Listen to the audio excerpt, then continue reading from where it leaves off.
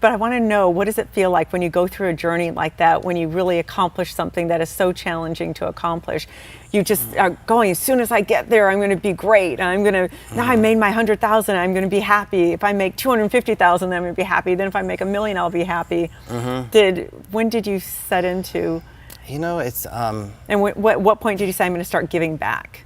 Yeah, to me, it's never really about the money. I mean, and I tell people I'm sincere. If something in the economy happened and tomorrow oral surgeons made, you know, $15 an hour, I would be an oral surgeon making $15 an hour, because I love what I do for a living. I'm very blessed in that regard. So I don't do it for the money. You know, I tell people I do it because I want to be successful. I want our practice to be successful, and I want to give back. And if I can do those three things, it doesn't matter how much money I'm making. I'm going to make money if you have a passion of what you want to do. Yes, that's true. It comes along with it, but that's not my motivation to do it. So I gauge my success not on how much money I make. I gauge my success on how many people's lives I can change, and how successful I can make the practice become, and how I can influence other people. Yes. So, can you tell me, though, a story of someone that you recently worked with, or you have a show that you're doing, right?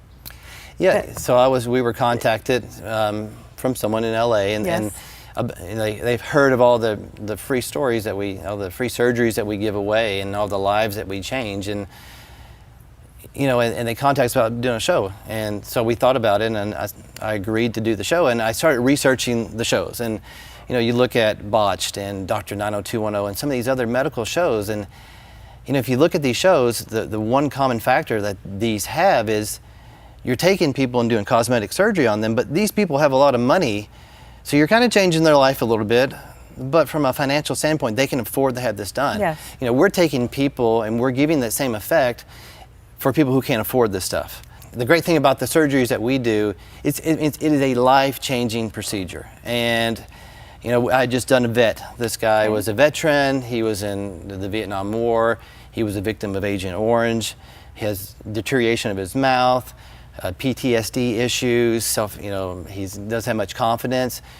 The government, if you're in the veteran system, they'll pay for the minimum, which are dentures, right? But George Washington wore dentures. We have all these medical advances, and the government still wants to pay the minimum for these guys to eat.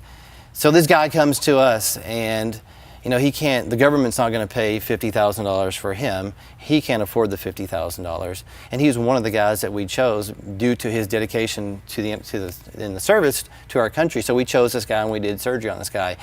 And him, as far as everyone we've ever done, there's a transformation of these people's lives. When they come in, they're very shy, they're very self-conscious. Most people in their situation, I'm sure we know people, they will talk with their hand in front of their mouth because they're embarrassed the way their mouth looks.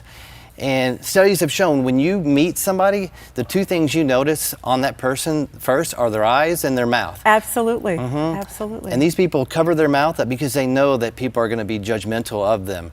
So we do this surgery on these people, and then, it is a life-changing thing, because when these people come back for their follow-ups, they walk into my office like they're a celebrity, like they own the place. Their confidence level goes through the roof. And to me, that's what it's all about, to me.